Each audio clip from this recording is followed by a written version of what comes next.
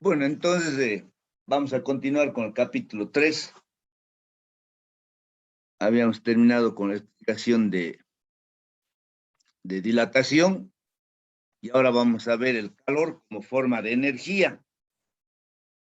Si nosotros colocamos un recipiente con agua fría sobre un mechero Bunsen, podemos observar que el agua se va a ir calentando, es decir, va a ir aumentando su temperatura.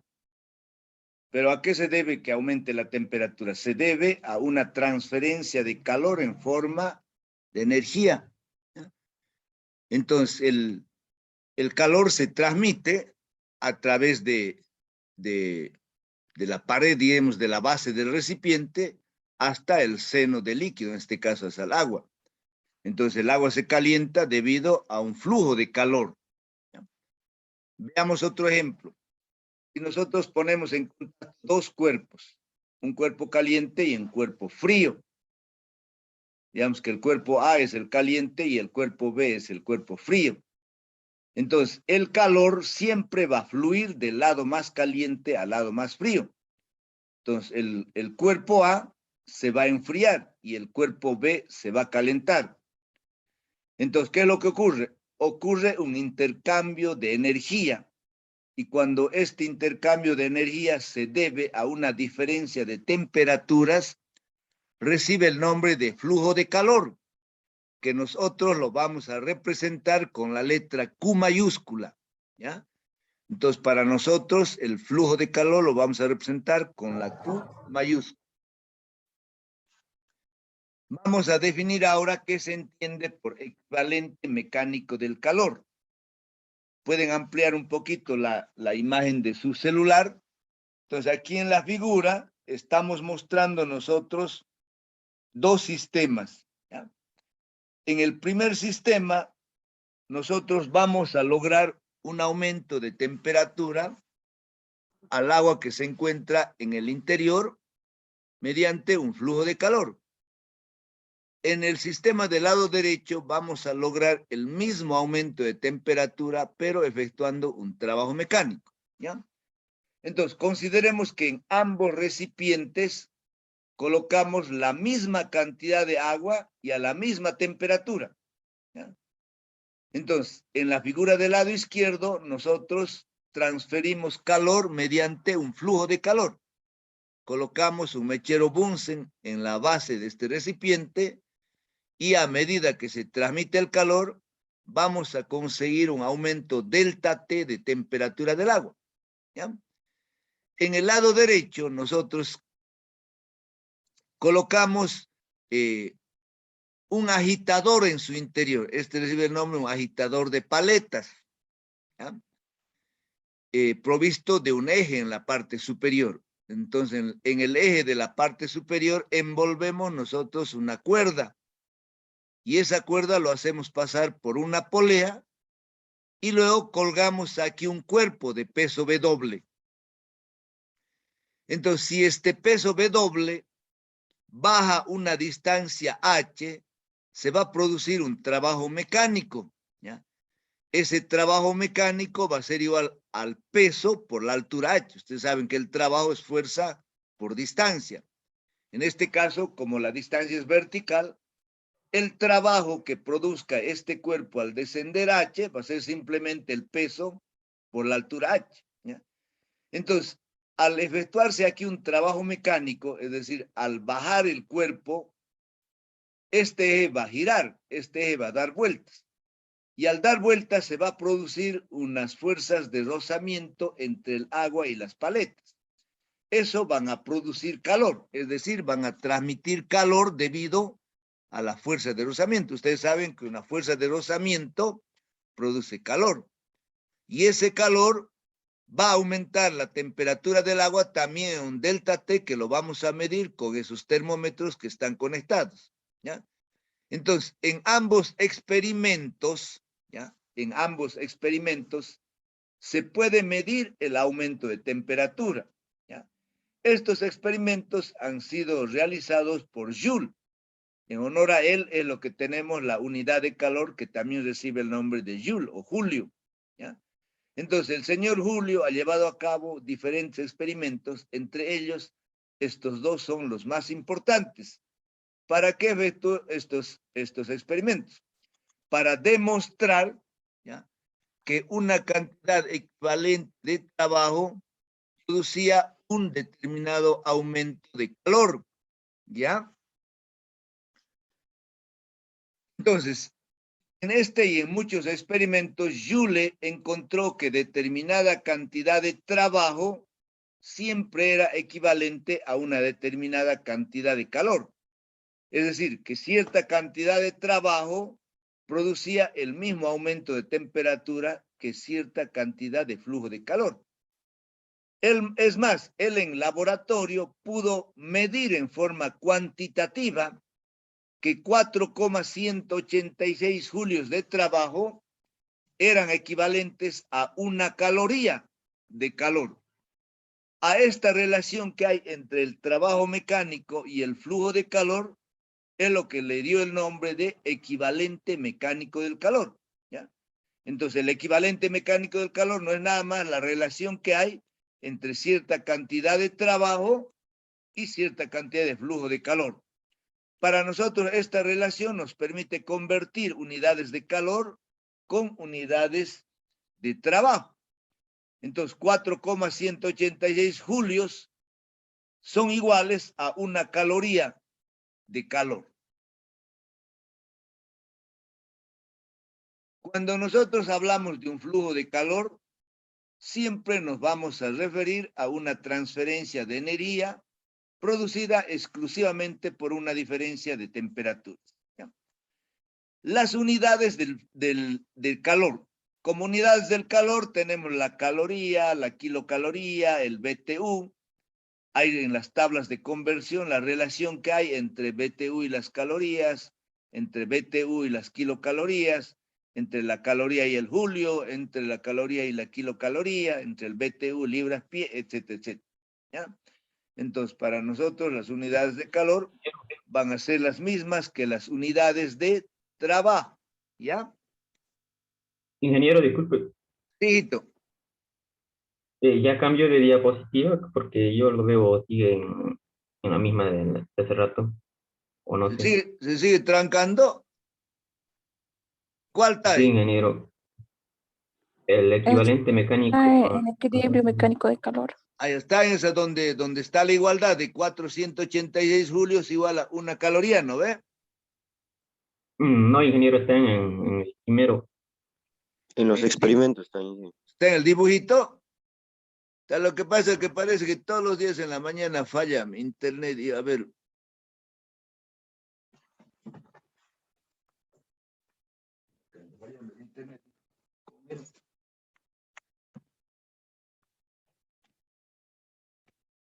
¿Ahora cambió o no cambió? Sí, que ya cambió. Ah, ya. Bueno, solamente en esta diapositiva están las relaciones que hay entre las diferentes unidades de calor. Pero sí, a un comienzo les dije, cuando nosotros hablamos de flujo de calor, siempre nos estamos refiriendo a una transferencia de energía producida por una diferencia de temperaturas. Entonces, cuando el calor se transmita por una diferencia de temperaturas, para nosotros recibe el nombre de flujo de calor, ¿ya? Y luego aquí en esta diapositiva tenemos las diferentes unidades de calor que se encuentran en las tablas de conversión, ¿ya? Las unidades que nosotros más vamos a utilizar va a ser la caloría, la kilocaloría o alguna vez el BTU, que es la unidad técnica británica. Y como les decía, en las tablas de conversión están la relación que hay entre BTU y calorías, entre kilocalorías, calorías y kilocalorías, y julios, ¿ya? Nosotros más que todo vamos a utilizar calorías y julios. Voy a cambiar. ¿Cambió? Dice ahora definición de caloría y BTU. Sí, Inge, Sí. cambió. Ah, ya. Bueno, entonces aquí tenemos la definición de estas dos unidades, ¿ya? ¿Cómo se define una caloría? Una caloría es la cantidad de calor que se requiere para elevar la temperatura de 1 gramo de agua desde 14,5 a 15,5 grados centígrados. Y el BTU, es decir, la unidad técnica británica, es la cantidad de calor necesaria para elevar la temperatura de una libra de agua desde 63 a 64 pero grados Fahrenheit. Ahora vamos a volver a recordar estos tres conceptos muy importantes: temperatura, calor y energía interna. Cuando no pase la diapositiva, por favor activan su micrófono y me indican, ¿ya? Bueno, entonces ya habíamos definido a la temperatura como una magnitud física escalar que nos determina en forma cuantitativa la energía cinética media de todas las moléculas de una sustancia. El calor para nosotros no es una energía que se encuentra acumulada dentro de un cuerpo. Si un cuerpo está caliente y otro frío, no podemos decir que el cuerpo caliente tiene más calor. ¿Por qué? Porque para nosotros el calor es un flujo de energía, ¿ya? Entonces, es la energía que se transfiere de un cuerpo a otro debido a una diferencia de temperatura. Y la energía interna es la energía total, ¿ya? Es decir, la energía de todas las moléculas de un cuerpo en el interior de un líquido, de un gas, de un sólido, etcétera, etcétera.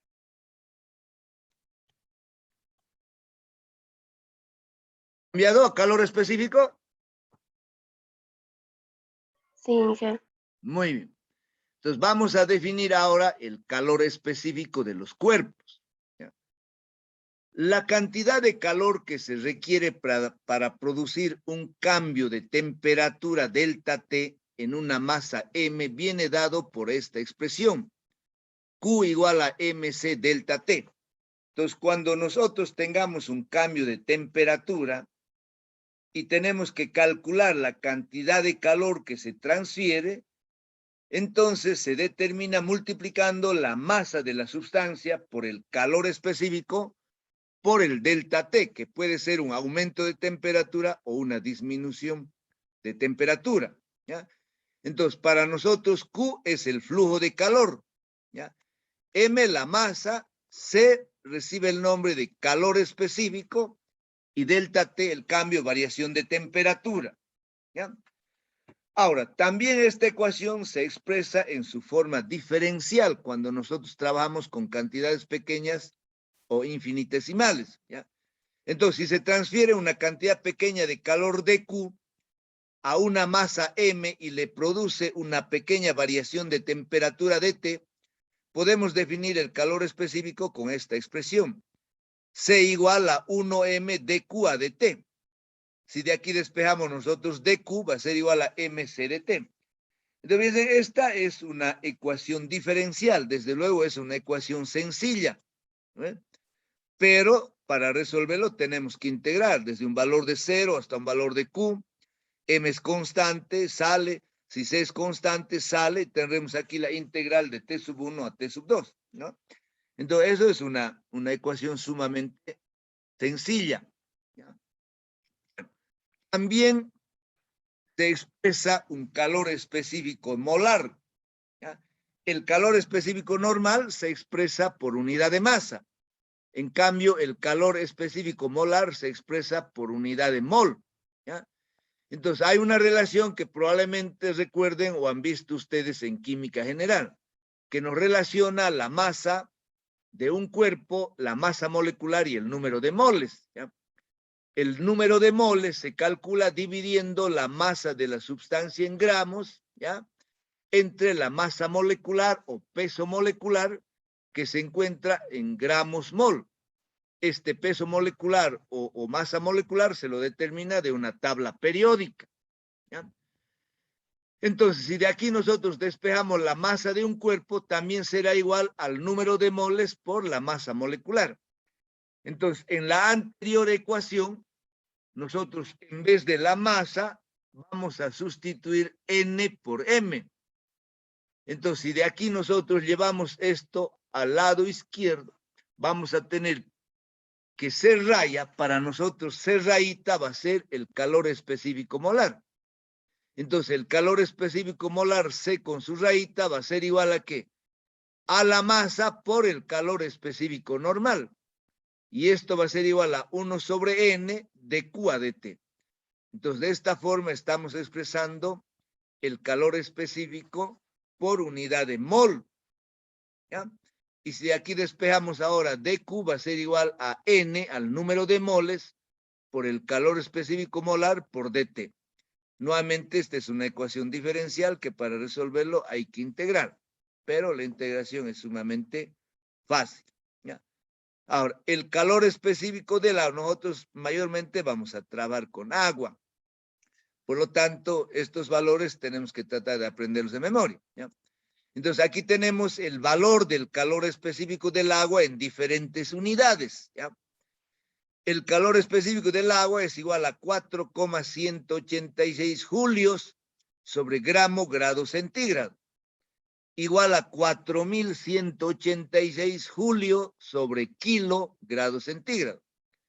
Y esto al mismo tiempo es igual a 1 caloría sobre gramo grado centígrado, o en sistema inglés será 1 BTU sobre libra grado Fahrenheit, ¿ya?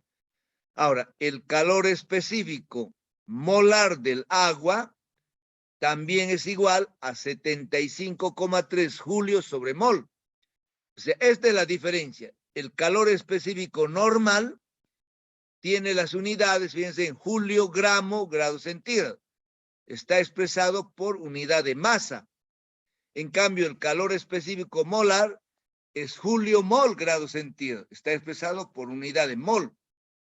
O también como el peso molecular del agua es 18 gramos mol, entonces el calor específico molar del agua es 18 calorías sobre mol grado centígrado.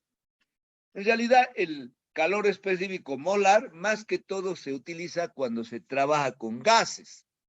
Pero nosotros no vamos a trabajar con gases, así que muy poco vamos a utilizar el calor específico molar. El que sí vamos a utilizar es el calor específico normal que está aquí arriba, ¿ya? Muy bien.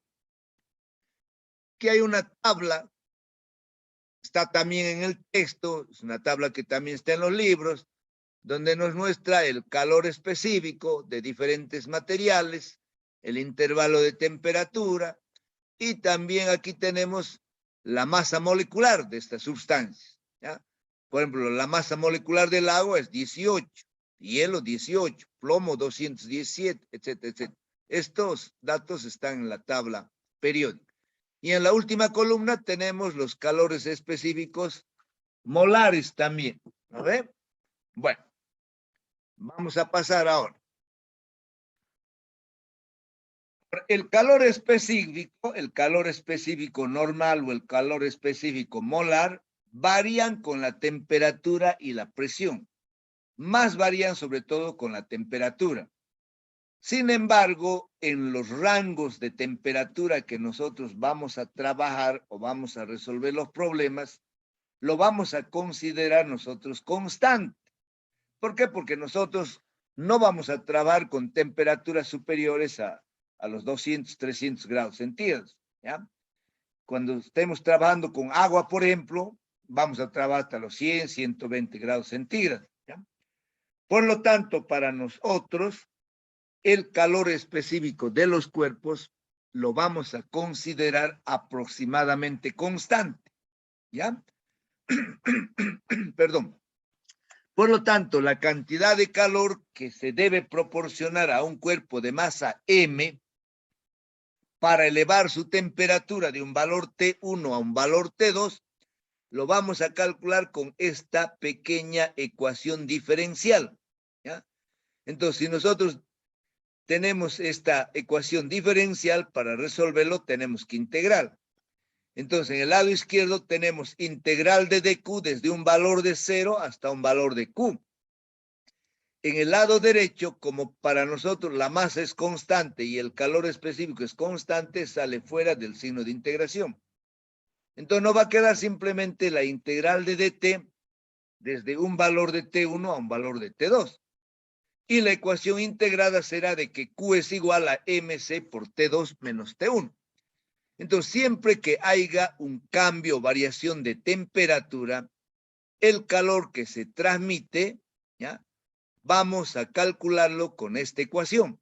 Conociendo la masa, conociendo el calor específico del cuerpo y conociendo el cambio y variación de temperatura. También en algunos libros, en algunos textos, se da arbitrariamente se da un sentido positivo cuando el calor entra a un sistema y se da un calor negativo cuando el calor sale de un sistema. ¿Ya? Si nosotros estamos dentro de un cuarto, digamos, en invierno, ¿ya? Y transferimos calor dentro de ese cuarto, ese calor es positivo. ¿Ya? ¿Por qué? Porque el cuarto se va a ir calentando y va a ir acumulando calor. Entonces, ese calor que entra a ese cuarto para nosotros es positivo. Y después, digamos, de que el cuarto está caliente, nosotros abrimos por sí las ventanas, el cuarto se va a enfriar y el calor va a salir afuera.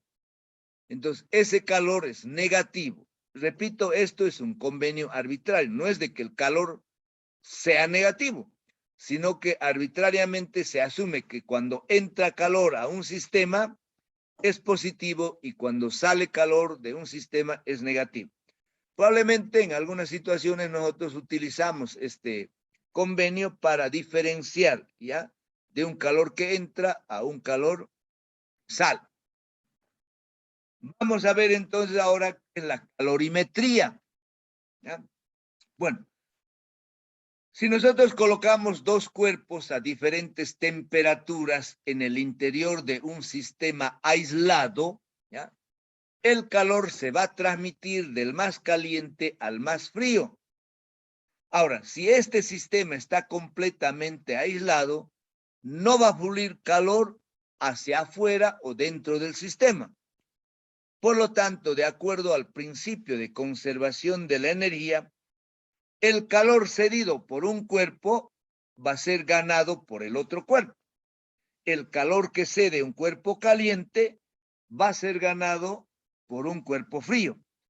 Entonces se cumple este principio. Escribimos nosotros que el calor cedido por un cuerpo o por varios cuerpos o por varias sustancias va a ser igual al calor ganado por un cuerpo o por varias sustancias, ¿ya? Si este experimento lo llevamos a cabo en el interior de un sistema aislado, entonces se cumple el principio de conservación de la energía. Es un sistema aislado. Un sistema aislado es aquel que no permite el intercambio de calor desde el interior hacia afuera o desde afuera hacia el interno. Entonces, para nosotros, esta figura representa un sistema aislado, ¿ya? Entonces, estas paredes para nosotros de este recipiente, ¿ya?, son adiabáticas. ¿Qué significa eso? Que no permiten el intercambio de calor entre el sistema y el medio externo, ¿ya? Todo lo que rodea a un sistema recibe el nombre de medio externo o medio exterior, ¿ya? Entonces, si este sistema tiene paredes adiabáticas o aislantes, el calor no entra del medio externo al interior del sistema y tampoco sale. Por eso colocamos aquí Q igual a 0. Entonces, ahora, si dentro de este sistema aislado colocamos en contacto dos cuerpos o dos sistemas A y B, el calor va a fluir del cuerpo A al cuerpo B o del sistema A al sistema B. En este caso, el calor que cede el cuerpo caliente o el sistema caliente va a ser igual al calor que gana el cuerpo caliente o el sistema caliente. Repito, esto se cumple solamente cuando trabajamos en el interior de un sistema aislado. ¿Ya? Nosotros en el laboratorio efectuamos una práctica que recibe el nombre de determinación de calores específicos, ¿ya? Y para determinar ese calor específico, nosotros utilizamos un equipo, recibe el nombre de calorimetría o calorímetro, ¿ya?, que lo vamos a describir un poquito más adelante, o calorímetro directamente, ¿ya? Ahora, vamos a volver a definir algunos conceptos relacionados al cambio de estado de una materia. Nosotros en colegio sabíamos que la materia se encuentra en el estado sólido, en el estado líquido y en el estado gaseoso. En este capítulo y en todo lo que es, digamos, termodinámica, se cambia la palabra estado por la palabra fase. Entonces nosotros vamos a hablar aquí de un cambio de fase y calor latente. Cambio de fase y calor latente. ¿Ya? Entonces la palabra fase se utiliza para representar el estado en que se encuentra una sustancia. Por ejemplo, en el caso particular del agua, vamos a decir que el agua se encuentra en su fase sólida, como hielo, ¿no ve? En su fase líquida, como agua, o en la fase gaseosa en forma de vapor. Ahora, las transformaciones o cambios de una fase a otra siempre van acompañadas de una absorción o una liberación de calor.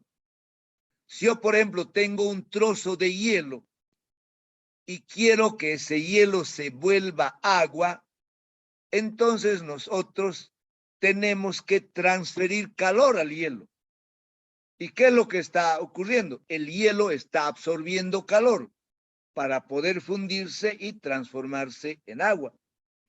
En cambio, si nosotros tenemos agua y queremos volverlo hielo, ¿qué es lo que hacemos comúnmente en nuestra casa? Agarramos una cubeta, colocamos agua y lo introducimos en la nevera de la heladera.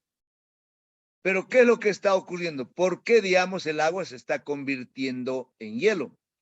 Porque se está extrayendo calor del agua. Al extraer calor del agua, ¿ya? El agua se va a ir enfriando. Y cuando baje su temperatura a cero, se va a congelar, ¿ya? Entonces, en todo cambio de fase siempre hay una absorción o una liberación de calor. ¿Se ve la figurita? Sí, Inge. Entonces, bueno, ha mejorado entonces un poquito mi servicio. Entonces, le decía que en el laboratorio nosotros hacemos una práctica para determinar el calor específico de materiales. Trabajamos con cobre, con latón, aluminio, acero, etcétera, etcétera, ¿ya? Entonces, el calorímetro para nosotros es un recipiente aislado. En la casa, el termo que tenemos para guardar el agua es un calorímetro, ¿ya? Desde luego, en la naturaleza no hay un equipo perfecto, diremos así, aislante. Es decir, no tenemos un equipo que no deje entrar nada del calor. Si hubiese ese equipo, por decir, si el termo fuera completamente aislado, nosotros dejaríamos agua y a la semana tendría que seguir caliente. Pero por más bueno que sea el termo, nos va a aguantar 24 horas. 48 horas ya no nos aguanta. Y hay otros termos que solamente aguantan 3 horas o 4 horas. A ver, eso dependiendo de las características de los materiales que ha sido fabricado. Entonces, para nosotros, este es un equipo ideal que no permite la entrada ni la salida del calor. Desde luego que nosotros trabajamos con materiales aislantes, ¿ya? Que de una u otra manera nos permiten evitar que haya el flujo de calor desde adentro hacia afuera o desde afuera hacia adentro, ¿ya? El termo, por ejemplo, para mantener la temperatura, tiene un vacío, es decir, está formado por dos paredes, ¿ya? De vidrio, y en el interior se tiene nitrato de plata que hace de que el calor se refleje o se transmita por radiación. Entonces, en el medio de un termo, si alguna vez ustedes hacen caer un termo, es una bomba que va a reventar. ¿Por qué? Porque tiene un vacío en su interior. Ese vacío hace de que el calor no fluya a través de las paredes del termo, ¿ya? Entonces, nosotros en el laboratorio tenemos equipos muy sencillos, ¿ya? Teníamos 2 equipitos de esta naturaleza, son equipos eléctricos que trabajan con una resistencia. Sin embargo, ya se han arruinado y los que tenemos son más sencillitos, ¿ya? Pero sirven para efectuar la práctica. Entonces, el calorímetro no es nada más que un recipiente de paredes aisladas que evitan que entre o salga el calor. En el caso particular de este calorímetro, en el interior hay una resistencia. Esa resistencia se conecta a un voltímetro y luego a un amperímetro. Y posteriormente tenemos nosotros aquí ¿qué se llama? Digamos, un conector, ¿ya? Que cuando conectamos, empieza a circular la energía eléctrica, ¿ya? Bueno, en la parte superior hay un tapón por el cual nosotros introducimos las sustancias, ¿ya? Si yo quiero, por ejemplo, convertir hielo en agua, entonces yo introduzco hielo aquí en el interior hasta que cubra completamente la resistencia. En el lado izquierdo tenemos un agitador y en el lado derecho tenemos un termómetro para medir la temperatura, ¿ya?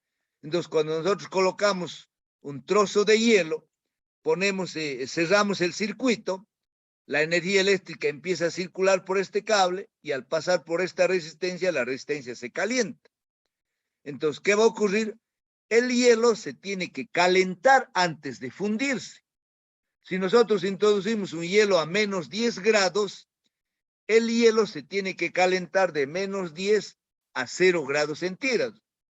Entonces, cuando el hielo se está calentando, vamos a observar nosotros en el termómetro el aumento de temperatura.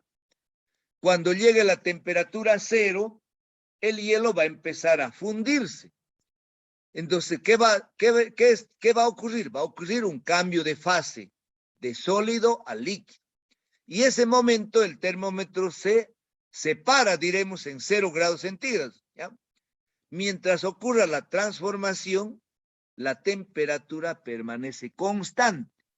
Entonces, en todo cambio de fase, de sólido a líquido, de líquido a vapor, etcétera, siempre la temperatura permanece constante. Y en esa situación vamos a hablar de un calor latente. Para nosotros el calor latente es el calor que se transmite cuando hay cambio de fase, ¿ya? Entonces vamos a definir dos conceptos de la siguiente manera, ¿ya? Vamos a definir el calor de fusión y el calor de vaporización. ¿Cómo se define el calor de fusión? La cantidad de calor por unidad de masa que debemos transmitir, ¿ya? Que debemos transmitir o suministrar a una sustancia que se encuentra en su punto de fusión para convertirlo completamente en líquido a la misma temperatura, recibe el nombre de calor de fusión, ¿ya? Calor de fusión de la sustancia. Ahora, la cantidad de calor también por unidad de masa que ha de suministrarse o transferirse a una sustancia que se encuentra en su punto de ebullición para convertirla completamente en vapor a la misma temperatura, se denomina calor de vaporización de la sustancia. Repito nuevamente, estos dos calores se transmiten a temperatura constante. Los valores del calor de fusión del hielo y calor de vaporización del agua también tenemos que tratar de aprender de memoria porque los vamos a utilizar para efectuar los cálculos, ¿ya? Entonces, el calor de fusión del agua a 0 grados centígrados es 3,34 por 10 a la quinta julio sobre kilo, 80 calorías sobre gramo o 143 BTU por libra. Nosotros en la mayoría de los problemas vamos a trabajar en unidades de calorías por gramo. Por lo tanto, el valor que tenemos que aprender es de que el calor de fusión del hielo es 80 calorías por gramo. El calor de vaporización del agua, 100 grados en... Nosotros vamos a trabajar en condiciones normales en el nivel del mar, ¿ya? Es decir, para nosotros el hielo se forma y se funde a 0 grados centígrados y el agua hierve o se condensa a 100 grados centígrados. Estas condiciones son en el nivel del mar cuando la presión vale una atmósfera, ¿ya? Entonces, el calor de vaporización del agua a 100 grados centígrados, en las unidades que más vamos a trabajar, son equivalentes a 540 calorías por gramo. Si es que vamos a trabajar en julios por kilo, tendremos que utilizar este valor, 2,26 por 10 a la sexta. Y si vamos a trabajar en BTU por libra, tendremos que utilizar 972 BTUs por libra, ¿ya? También tienen que saber de que el agua a la presión atmosférica hierve a 100 grados centígrados o se condensa a 100 grados centígrados.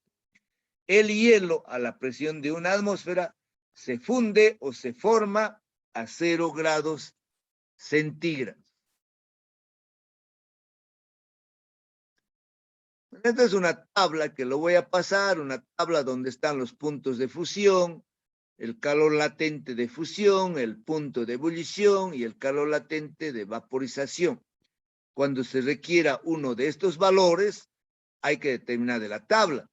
Yo digo, por ejemplo, para el plomo, ¿cuál es su punto de ebullición? 1750 grados centígrados. ¿Ya? ¿Cuál es su calor de fusión? Está aquí, 245 por 10 a la cuarta, julio sobre kilo. ¿Y cuál es su calor de vaporización? También está aquí. ¿Ya? Entonces, son valores que nosotros vamos a utilizar cuando estemos calculando la transferencia de calor o el flujo de calor cuando haya un cambio de fase. Finalmente, los calores de fusión y vaporización también reciben el nombre de calores latentes. ¿Ya? ¿Por qué? Porque cambian de fase la sustancia a una temperatura constante. ¿Ya? Para nosotros, cuando haya variación de temperatura, recibe el nombre de calor sensible. Es decir, cuando haya variación de temperatura. Pero cuando no haya variación de temperatura, como por ejemplo en un cambio de fase, vamos a representarlo con calor latente. ¿Ya? Ahora, el calor de fusión o vaporización lo vamos a representar con la letra griega lambda. ¿Ya? Para nosotros lambda representa el calor de fusión o el calor de vaporización. ¿Ya? El calor que se libera o se absorbe en un cambio de fase se lo calcula con esta expresión. ¿Ya? Entonces, el calor que se libera, ¿ya?, o se absorbe en un cambio de fase, nosotros lo vamos a calcular con esta última ecuación. Es decir, que el Q es igual a M por lambda, ¿no? Donde M es la masa, digamos gramos. Y lambda, en este caso, es el calor latente de fusión o de vaporización, que viene expresado en unidades de calor sobre unidades de masa. Si lambda, digamos, está expresado en calorías sobre gramo, entonces gramo con el gramo de la masa se cancela y vamos a tener el calor en la... Bueno, la aplicación de todas estas fórmulas que hemos visto en esta última parte, sobre todo, como así también en las fórmulas de dilatación, lo vamos a ver en la resolución de los problemas. ¿Ya? Entonces, el próximo miércoles ya vamos a empezar a resolver problemas de dilatación y posteriormente resolveremos problemas de calorimetría o de calor específico. Bueno, mis queridos alumnos, con esto damos por finalizado el capítulo número 3. ¿Ya? Si hay alguna pregunta, alguna consulta, pueden activar su micrófono y hacerlo con toda confianza. Siempre con las 1000 disculpas por ese momento que ha fallado mi internet. Lo que pasa es que en las mañanitas siempre falla, hijo. ¿No? Ni modo, tenemos que acostumbrarnos también a ese tipo de problemas, pero siempre vamos a tratar de solucionar. Entonces, si no hay preguntas, aquí voy a parar yo la grabación